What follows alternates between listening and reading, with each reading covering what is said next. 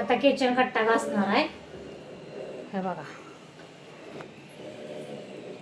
घासायचे खिडकी तर बघा खिडकी घासायला लय ताप होतो, पण आता आज करणार आहे कसं तरी. घासणार आहे सगळं टोटल, सगळा पसारा काढलाय इथे ठेवलाय आपल्या किचन कट्ट्यावरच. घासते आता.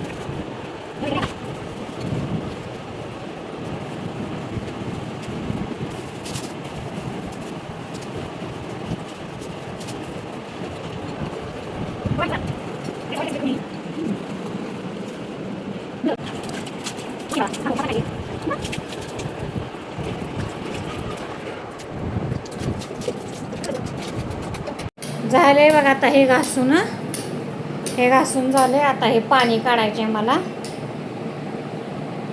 पाणी काढायचं राहिले. बाकी झाले आता चकाचक झालं काम. गुणूचा ट्युशन आहे आपल्या 4:30चा.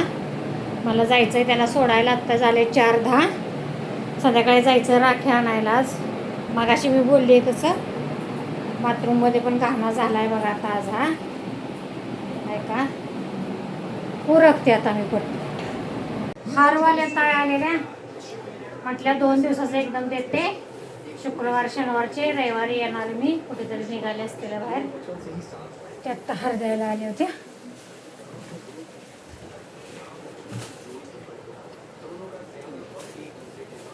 मध्ये राहते आता मग चांगलं झालं बघा आपलं. तास लागला तरी मला खिडकी बिडकी सगळं. तरी आता हे राहिलं आहे बघा. बकेट आहे बघा, बकेट कलर आहे का झालं आहे.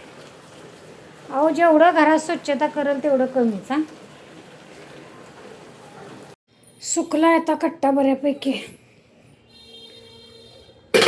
घेतो पसारा ठेवून. काय पोळपोटाचा रुमालाच धुतलाय, तो बांधायचे.